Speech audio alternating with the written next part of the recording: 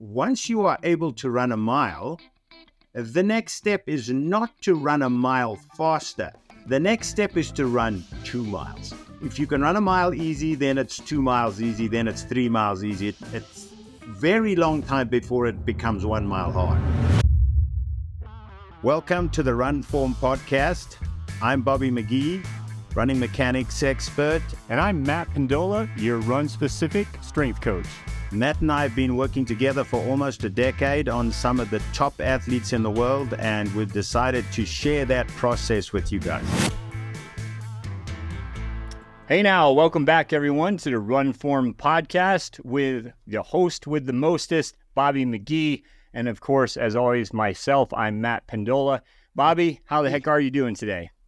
I'm good. It's been a while, Matt. I'm kind of excited about this. We taking a little fresh direction. We've had some great interviews, and Chicago was a part of the conversation, and some great performances there. And I know there's still some races this season left coming up.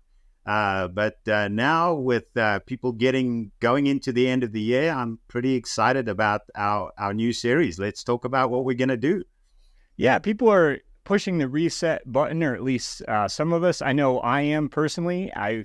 As a coach, I will tell you that, boy, it's been tough to keep up with my own running at times. I do get in, I'd say 20 to 30 minutes and pretty consistently, but I do feel like it's time to really build my base again. And I know a lot of other people are there too, looking at even starting to get into running. And so we talked to our producer, actually, Evan. He had a great suggestion thinking about how a lot of people do want to learn about how they can start their running program or even restart their running programs. Or for those of us like myself who need to kind of reset that button. That's what this series is going to be about. Where do we start?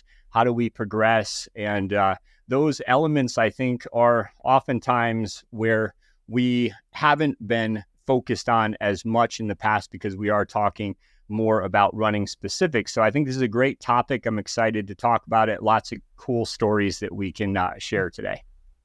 Yeah, one of my first university lecturers, be a hard name for everybody to understand, but his name was Bokkie Blow.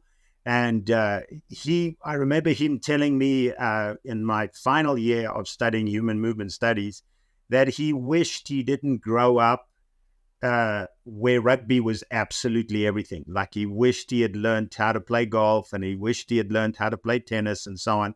And, that whole idea of lifetime sports, you grow up in the good old US of A, and, the big sports are baseball, basketball and football. And all three of those sports require a certain type of muscle fiber type and so on. But so often I see with people who want to get into running, they're coming from that kind of explosive background, their mindset around running is just not focused and attuned on what is so important. So I think a conversation like you and I want to have about how do you start off with a sport where the primary cause of injuries is not ballistic like in those other sports. The primary cause is overuse. And how do you avoid those pitfalls? I was just reading a study this morning, about the numbers, vacillate between 50% of all runners will get injured in any given season. And that number goes up as high as 80%. And that number hasn't changed much over the years, right? And so I think we can definitely, especially from a run form perspective, provide people with the insight onto how gradual this process needs to be. And so I'm looking forward to going back to my roots too, as a student of running, and how's the best way to start it. If I had to do it all over again with a huge group of beginners, I would do it incredibly differently based on what I know now. So that's what you and I are going to share in the following weeks. Yeah, and I think we can kind of start this off with a topic that at least I know I've had this conversation with several times with people getting into a running program or re-entering their running program and saying just simply why, right? What is your why? what are you looking to accomplish? Everybody has a purpose, right? And you want to be able to fulfill your desires, your needs, to be able to accomplish goals. And if that's really answering that purpose, I think that's fantastic. But I'm going to pick on my wife for a second, and I'll use her because we were talking a while back about her getting into a half marathon. And I said, okay, well, why? Why do you want to do this? And she said, well, because my friend's doing it and she wants me to do it with her. I said, okay. So that's your friend's has a why for that. But what is your why? And that to me is not going to be a big enough why, especially considering the fact that at that time in her life, she had not been doing any real running and really has never focused on running. She was a professional dancer. So there's a few different aspects of that why I think we need to be able to cover with ourselves, and just making sure that we do have a good why for what we are trying to do as a runner. I love that. And so one of the very first things that came up for me when we were preparing for this series was exactly that, is this concept of why are you doing this? And my thing is never do anything in order to, unless it's, life essential. So in other words, don't run to lose weight. Don't run to avoid cardiovascular issues. Don't run so that you can eat more. Run and realize that all activities at that level, especially when you're beginning, should be done for the value of the thing itself. And so a story that I often tell is the story of the first time you go out the door for a run, if you're reasonably sensible, you feel great. It's not a bad experience, right? It's at least for the first 5 or so minutes, right? The second time you go out for a run, it's bloody awful, and you wondered what you were doing, and the third time you go out for a run, you go, oh, running's clearly not for me. This is way too hard, way too painful, or way too difficult, right? And this could go on for 6 weeks, and who's got the patience to go out the door for 6 weeks until you have that first magical run and you go, oh my goodness, this is why I signed up. If I could feel like this every time, that would be fantastic. So again, looking at research this morning of swimming and biking and running, the one that produces the most endorphins of all is running. All right. It definitely makes people happiest and most satisfied and most gratified, right? But it takes a while to get there. And that's why it doesn't catch on as quickly as, say, jump in a cage, pump in a bunch of quarters, grab a baseball bat. Eventually you're going to tag one ball, right? And that'll bring you back next time. The trouble is with running is you don't tag balls for a while, right? And so you think, okay, this is not for me. So that's kind of a great place to start is you've got to be patient with the sport, and you've got to start at a way lower level than you think. Yeah, I love what you said there, because I kind of summarize that as don't run to get fit, right? Get fit to run.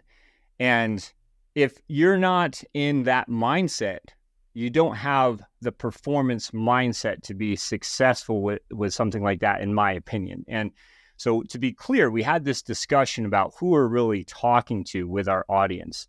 And we've said it before, I think it's worth saying again, is the performance mindset is what I really have purpose for as a coach, to work with athletes with a performance mindset. So if you're willing to do the work and take the steps, then absolutely, I believe that what we're sharing is really going to help you, right?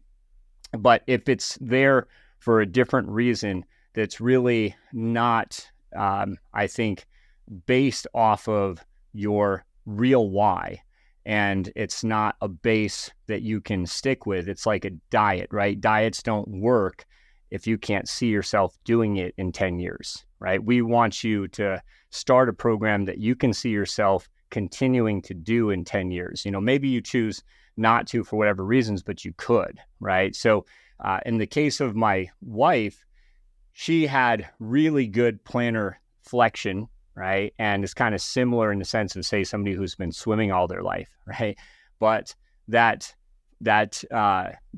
dorsal flexion where that foot is able to pull up towards your shin, right? That is what we really had to work on in the beginning for her. So in other words, what is her history? And there, in this case, I'm looking at her history and saying, well, instead of training for a half marathon first and trying to hit the miles necessary for a half marathon, if you really want to do this, why don't we look at a 5K? And then the conversation eventually went to, well, she is very fit. She has a performance mindset. It turned into doing a 5K in a Spartan obstacle course race so she could really have fun with it and actually do a bit of fractionalized running within the competition itself, right? She's good at pulling herself up over a wall. She's good at being able to run between stations fairly quickly, right? So that turned into a better why for her, just as an example. Oh, no, absolutely, Matt.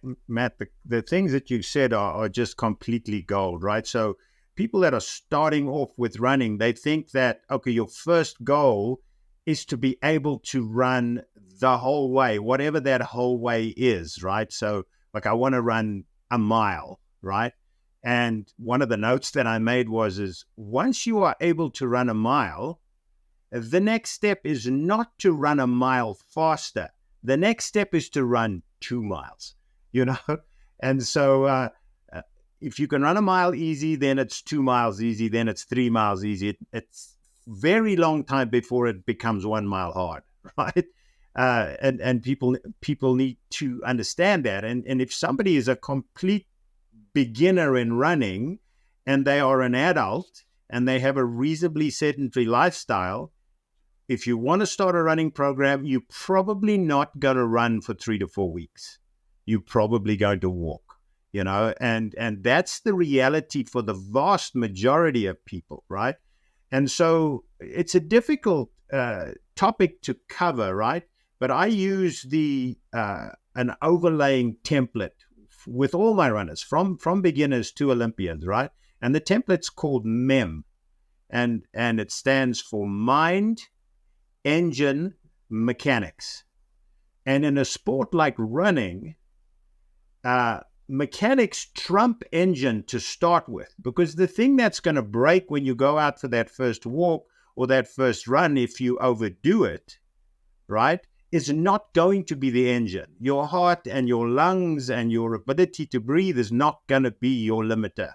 Your limiter is your legs, your hips, your groin, your knees, your ankles, your arches, your toes. That's going to be your limiter, right? And so why I'm such a big proponent of walking is you go out and walk for 20 minutes purposefully, not fast, but purposefully. So in other words, you're going out there to walk, right? It's not like you're shopping or it's not like you're playing golf or something. You're going out there to walk. If you get back and in the next 48 hours, there's a little bit of discomfort and a little bit of soreness and so on, that is a sign that you made a really good decision to go and walk as opposed to going running. And the big thing with endurance exercise is duration. That's your first goal, not speed, duration. And duration for a beginner is made through frequency. So you're much better off going out for 3 15-minute walks in the week versus doing on Sunday going out for a 45-minute walk. That's going to take you much longer to get to the process of being a regular runner. And so if you think about this, you're better off accumulating multiple walks, and when you do start running, that running has got to be fractionalized, right? Because it's the continuity of the loading of the structure, right? And when it comes to running, the structure needs to divide it into bones are your weakest link. Your weakest link by far when you start a running program.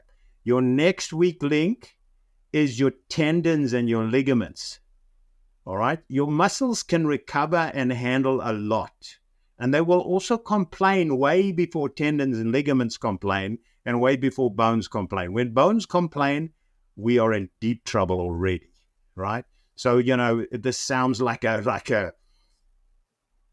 dire warning, skull and crossbones, all in red, right? But it's not that. It's just that if people start off with some consistency and with very low duration, with a little bit of frequency, they will get to a place where you're going, okay, I understand why running in and of itself, or walking in and of itself initially, is satisfying. It's really satisfying. So you're proud of yourself not only for getting out the door, but for getting out the door consistently and for doing a level of work, which your brain, there's a device in your brain called your reticular articulating system.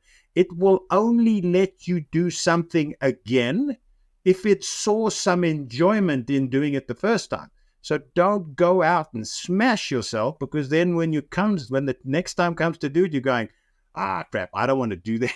That's way too hard. So maybe I need to find something else. So make sure that when you start this journey, you focus on making it sufficiently controlled that it's enjoyable and satisfying. Yeah, I mean, you say skull and crossbone warning, and no, we don't want to put fear into somebody's mindset about their running program. Certainly not. But we do speak from experience how many athletes we've talked to and worked with over the years that got turned off of their running or lost their love of running because there were too many niggles that turned into injuries, or even looking at long-term chronic wear and tear that sometimes it's hard to even come back from, right? So we're talking about, again, having this sort of why now, this trajectory that can bring you towards that why. In the case of my wife, she actually ended up doing a half marathon, but again, she was doing this over time. And in the beginning, she was running, say, all on her forefoot, because as a professional dancer, she basically ran like a sprinter, even over long distances. Now, that can be really, really stressful on the body, and especially in her case, on her Achilles and calf complex, right? So what we started to really look at is working on those mechanics over time. I mean, shameless plug, that is what Run Form is all about. It's about getting you to graduate in these mechanical trajectories over time, and that learning process, both mentally and physically, so we can really start to have that ability to do more, to add more. And as I talk about this too, I wanted to at least cover the conversation about even in the beginning, how important it can be to get the right gear. And I know that's something that I'm always asking people if they have the right tool for the job. And, running is no different. In fact, a quick little example or story here is when I was a kid, I ran my first cross-country season in my school shoes. Now, granted, we didn't have a lot of money, and so that was part of it. But, back then, my daddy said, when you win your first cross-country race, we'll talk about getting those shoes, right? And so I won my first cross-country race in school shoes, okay? Tennis shoes, I think they were, or even, I think they might have been more like basketball shoes, to be honest. But is that the smartest way to go? No, right? Is that the example to follow? No. And of course, times have changed. We know a lot more. And so I'd like to just cover that subject a little bit more too, from running shoes all the way to just having a good pair of running shorts, and what a difference that can make, just getting you out the door and keeping you going out the door excited to do it. Yeah, very, very, very critical there, Matt. I'd like to at some point come back to, what you were saying as well about targets and stuff, but I think equipment is a really good thing to talk about. So, there's two schools of, not two schools of thought. There's two sides to this conversation. Is one is when you're starting off this process, right? Let's say you're doing walking. There's a slight difference between what your needs as an individual would be for shoes that you walk in versus shoes that you run in, right? So be prepared to have a pair of shoes that are more effective for walking, and then at a later stage needing a pair of shoes that are more effective for running. All right. The big mistake that gets made is that people choose shoes for aesthetics. I mean, I've even got some of my higher end age group athletes that I recommend a shoe based on their mechanics and so on, and they go, "Oh, I wish it was available in another color. I just can't abide that color," right? But the last thing you want to do is go and buy your first pair of shoes based on the aesthetics, right? So there's two reasons why you would buy a pair of running shoes, right? So the one is to protect you, and the other one is to perform. So the first thing that you want to do is get a pair of shoes that suit you, right? Now, remember, if you're walking around at home in your socks, your mechanics are different to your mechanics when you're walking around outside or when you go to the office, right? Because you've got a little bit of a heel under the shoe, that kind of thing. So bear that in mind. So if you go into a store the first time around and you wear shoes to work that have anywhere about around about an 11 millimeter lift, right? So you got to look at it. It's just kind of going to see a visual thing. In other words, your forefoot or your toes are lower than what your heel is relative to the ground. All right. So you don't want to suddenly go to a shoe that has no drop at all. So in other words, it's the same as wearing a shoe as if you were barefoot. If you don't spend a lot of time barefoot and you spend the vast majority of your time with your heel a little higher than your forefoot, then your first pair of shoes have got to be quite similar to that. The second thing is to look at cushioning, right? Cushioning is good. The older you are, the less capable you are of putting yourself down softly. Research has shown that, right? So you need probably a bit more cushioning as you get older, all right? But the cushioning comes at a cost, right? Cushioning is wobbly. Cushioning is unstable. So you've got to find a shoe that holds your foot underneath your legs about as effectively as what you would do if you were barefoot. And if you're barefoot and you overpronate terribly and so on, in other words, your feet turn to the insides, then the firmness of the shoe will sometimes help you stay a little bit more upright. Obviously, with run form and that kind of thing, we're going to help you strengthen your arches, strengthen your ankles, and that kind of thing. All right. The other thing to look at is you need room in the front. You don't want the heel to slip off. So you don't want a shoe that's too wide for your heel. Your heel needs to stay connected to the back of the shoe, but you need room in the front. If that material on the top of the shoe is pushing that big toe of yours into or over your second toe, not the right shoe for you. So running shoes come in tremendous variety of widths. Make sure that you get a shoe that allows your toes to operate, but not slip in such a way that if you go out the door that you don't give yourself blisters and so on. Yeah, All and right? I might suggest they're going to a local running store. We've had Matt Balzer on the podcast before. We'll have him on again, actually specifically talking about this subject in further detail for you guys. But this is one of those areas where I say, okay, yeah, you can order a pair of shoes online these days. And if you've already gone through the process and you're just getting another pair of those shoes, that can be fine, obviously. But I think in the beginning, try to find a shoe store that's maybe going to go through more of the details with you, even get you on the treadmill, allow you to run in the shoes, see how they feel, those kind of things, right? We're not necessarily breaking in running shoes the way we do our boots, right? So we want to be able to get that process going with somebody who maybe knows a little bit about the running gait and can at least give you some good advice on the right shoe for you. I would say always try at least 3 pair and see what the best feel for you is there. Any thoughts on that, Bobby?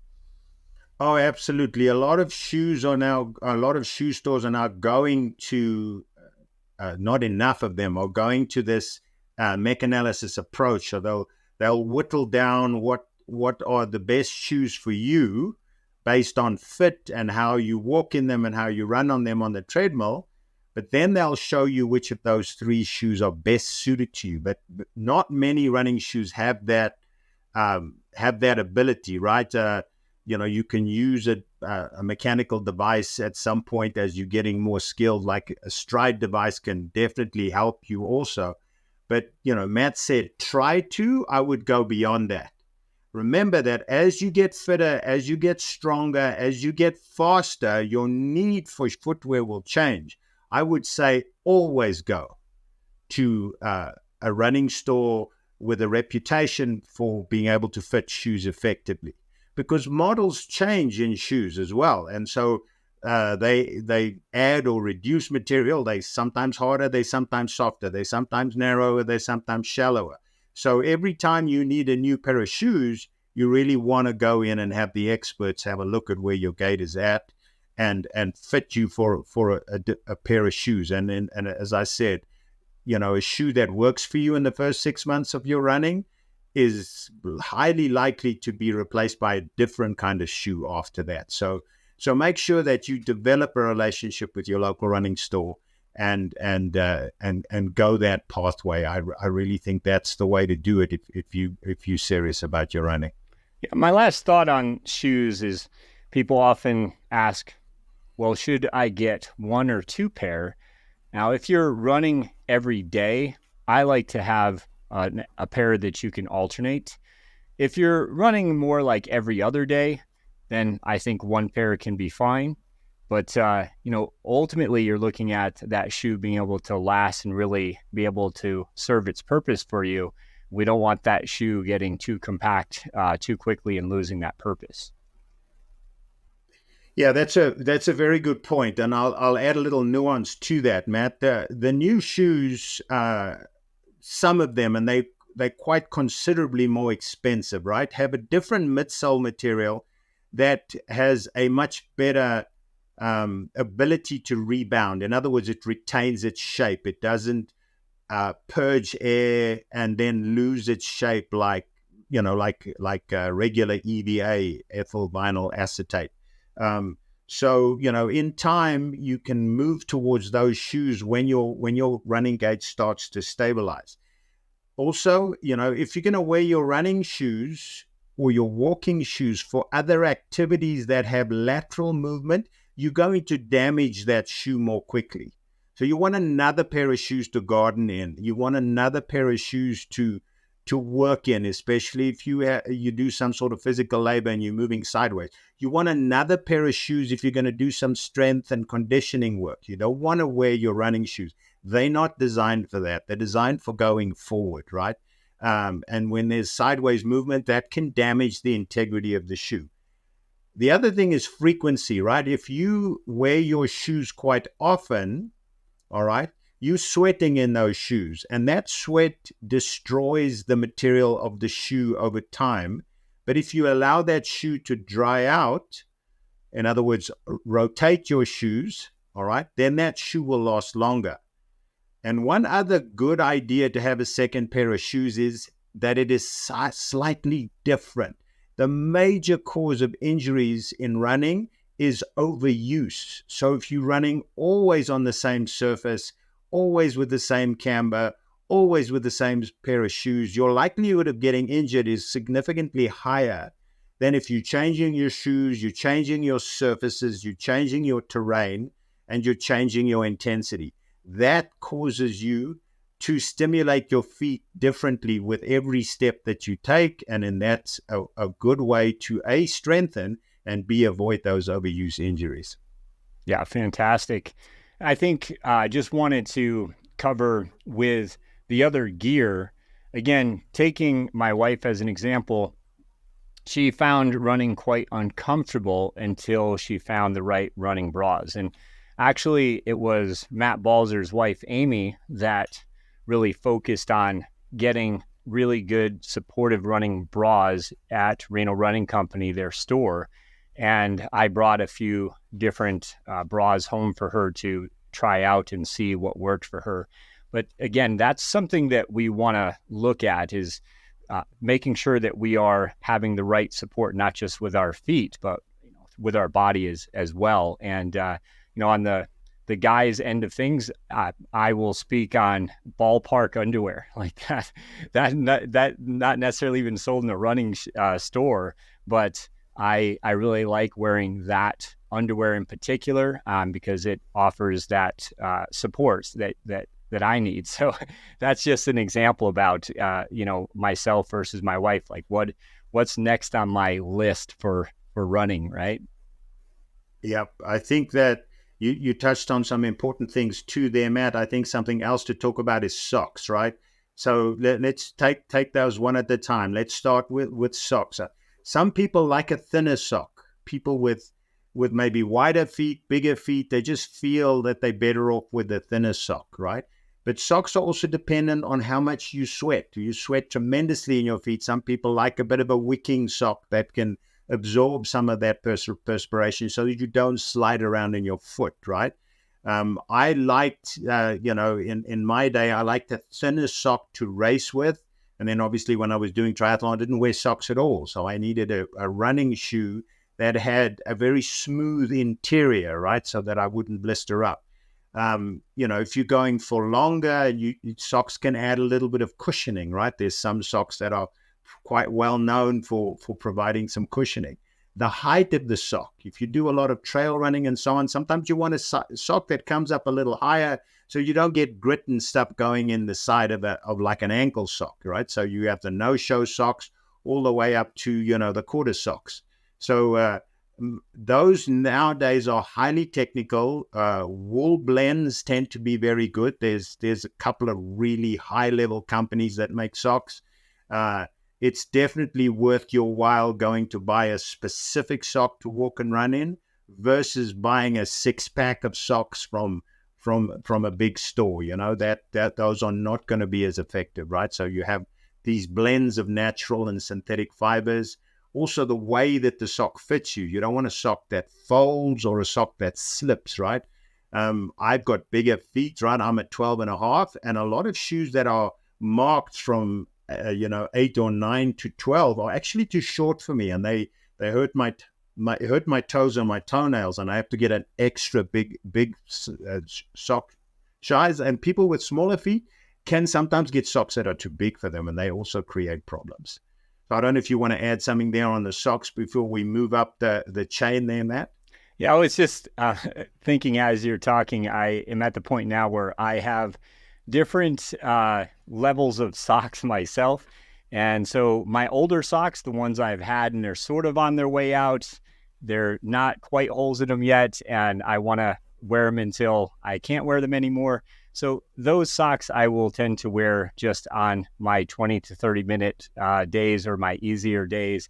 But my higher quality days, I'm going to have specific socks for those days. So I actually have a different sock for my quality interval sessions versus my long day, right? So it's quite particular, I think, to the athlete, and over time, I think you start to really develop what works for you, and even a system on what socks to wear on what days, right? So it's kind of a cool experience to be able to look forward to putting those socks on, as silly as it sounds. But if you're a runner, you know what I'm talking about, who goes out and looks forward to that next run and it's like, oh, this is my long day sock. I'm ready to go. As soon as I put them on, it's like I'm putting on my armor. I'm getting my mindset into that long run.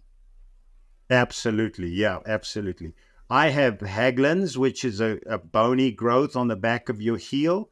And that's where my socks wear out first. And I find that even if the sock is still intact, the fluff between the knitted fibers gets worn away, and then that causes blisters. So the same sock that's a little worn in the heel can cause blisters. So I have in my sock drawer, I have socks for walking, socks for coaching, socks for cold days, socks for biking. I have them all arranged in their different areas so that I always have a pair of socks for whatever activity I'm doing. Yeah, but we can get a little over the top with socks. But as a runner and a walker, you'll see they make a huge difference. Absolutely. All right, so moving up to the shorts, right? In the old days, we used to exclusively wear shorts called New Zealand splits that really, really exposed the side of your leg, but they allowed you a lot of free movement. But nowadays, the movement with shorts is definitely, they got to be synthetic. They've got to wick away perspiration and so on. B, they've got to be supportive. As Matt was saying, the male athletes need support. You can't just have no support at all. There's risk of herniation and all sorts of stuff that can happen there. Very, very important for most people, especially when you're beginning, is something that doesn't let you chafe. And so you need a short that comes down at least a third of the way down your thigh, if not half your thigh, to just stop that chafing between your legs, male or female. All right. And so you'll see that the world's top runners have now pretty much all graduated towards that cycling type short, right? As opposed to the loose fitting shorts. And if you like the loose fitting shorts and those are comfortable and free for you as well, sometimes now those shorts are available with kind of a cycling short liner where they help you not to chafe, right? So they have a built-in supportive pair of underwear inside of those, right? And if you wear those cycling shorts and they look a little immodest for you because they're tight, some people just wear the gals can wear specific running skirts that have those underneath, and then they have a running skirt on top. It's a one unit. Or the guys can just wear a pair of running shorts over the top of those running shorts as well. All right. Yeah. So I was going to say, I am thinking about my trail running, which again, that's quite different attire for me. I'll actually wear cool shorts, they're called, and they have plenty of pockets, and they cover my thighs. They're about mid-thigh length, and with all the pockets, it really makes it nice for me to get more of my different gels or whatever nutrition I'm bringing with me. But also, I carry just some basics just in case for those longer trail runs. And so, that in itself is different than when I'm going to go out and hit the roads and do some intervals. So, just having that variety, and again, looking forward to on the day being able to put on that armor, and that's kind of a cool part of the experience for me. So different shorts for different workouts. Yeah, it's nothing worse than a pair of shorts that keep slipping down. You really want a shorts with a drawstring, right? Because as those shorts start to fill up with perspiration, right, they start to get heavier. They start to cling to your thighs. They start to pull down. You need that drawstring. Some of these shorts nowadays are fantastic. They've got a place to put your phone in that's really hugged close to your body so that you A, don't lose your phone, and B, your phone doesn't beat you to bits, all right? Or you can get these little waistbands. There's a plethora of them available to put your car keys in, to put your phone in, because you really don't want to leave your phone and your car keys in your car in the trailhead, especially in certain places. You could come back and they're not there anymore, right? And so that's definitely something to look at. All right. So when it comes to shirts, most people are comfortable with either a long sleeve or a short sleeve tech shirt. All right. Some people like them a little looser, some people a little tighter. But the idea that you need to run in a singlet is absolutely not necessary. Some people feel cool and comfortable in those, but if you're pretty muscular up top, right, or you're carrying a bit of weight, those can really chafe under your armpits, and then they're also not very good at stopping the sun, right? So you really want to buy a shirt that's SPF 50 and keeps the sun off your shoulders and off your back, right? Speaking to somebody like me, just this morning I had surgery again for skin issues due to sun exposure, right? So getting a shirt that's suitable for you is very important, and a good place to look at is the neck, right? There's nothing like a running shirt that's too tight and it just irritates you the whole run in front. Make sure that it fits well in your neck, fits well under your armpits, all right? And it's not cycling or it's not motorbiking, so you don't necessarily need it to be super aerodynamic, all right? And it's really a good idea if you have to get up and you live in climate where you're doing running and the light is not good, is to have something with reflective material on it, or a very bright color that shows up in the headlights of a car and so on. So, it can be safety apparel from that perspective as well. And there are 1,000 options for you to choose from. just don't choose, a cotton t-shirt or something like that to start with, because it's just going to make your life unpleasant, and it's going to make your bedroom and wherever you store your laundry very unpleasant. All right, because those cotton t-shirts don't do a good job of fighting bacteria and so on. Yeah, and the only thing I'd add to that conversation, the torso, is the running vest that I use, right? An ultra vest. And I can put a little bit more of the hydration I need there. Again, I can add other things with nutrition into the vest. And I like the fact that it's able to still be loose enough where I have that breathability, but also I don't have to actually hold a water bottle in a hand. I feel like that is distracting at best, and at worst, I think that can create some issues with the gait and potentially maybe even some issues with the body and the mechanics there. Yeah, no, that's a really good point. And then one more point: when you do wear these hydration systems, know that they create heat, right? So you want a high quality one that has venting and has channels where you can get air in. All right. And the other thing is they have to be reasonably snug, because if you've got a container with fluid in it and it's attached to your body, it can beat you up over time. So it needs to be at a place that it is held close to your body and it doesn't bounce, but it's also easy for you to reach into, right? So it's not hard to get behind you and get it out. Like those kind of things are important to look at. Yeah, and I think the investment of the vest, I think, would be something you'd want to consider if you are starting to do longer runs and you know you're going to need that additional nutrition and hydration. So again, depending on what your goals are, and if I'm out there running for 2 to 3 hours in the mountains, I certainly want something like that. But it is go with the high quality. I think the vest I got with the bottles and everything, you're talking about potentially $250 or more for something like that, but it's worth the investment if you're going to use it, especially long term. Yeah, any time that you're running, say, longer than an hour and you're not going to be in an urban environment, those kind of things are definitely a worthwhile investment. And also they're able to hold, clothing that is appropriate, should you, up here in Colorado at this time of the year, anytime you getting a little bit higher in elevation, the weather can change in minutes, right?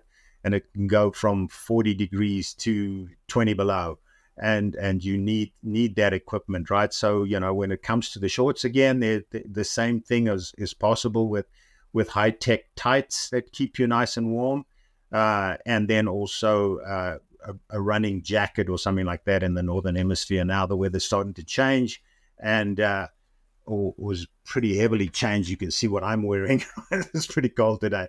That you need layers, right? Because very, very tough thing with running and walking is you inside in a climate controlled environment, then you walk outside and it feels really, really cold. And then you wear one thick item and pretty soon you're too hot. But when you take it off, you're too cold, right? So the big trick is with running attire is layers, layers, layers, layers. You need a shell on the outside if the weather's really bad. And then your next layer should be your warming layer. And then your next layer should be your wicking layer, right? So it keeps your body dry, keeps your body warm, and then stops the snow or the rain or the wind from getting in, all right? And that brings us to gloves and gaiters, right? Running gloves again.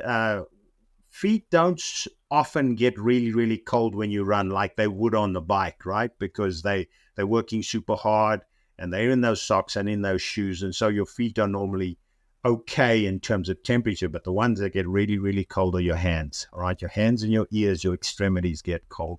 And so again, don't scrimp on running gloves. If you're going to be out there often in cold weather, get yourself a high quality pair of gloves. And a big trick with running gloves is don't have them be too tight, because they purge the very blood that you want in your hands, warming your hands out.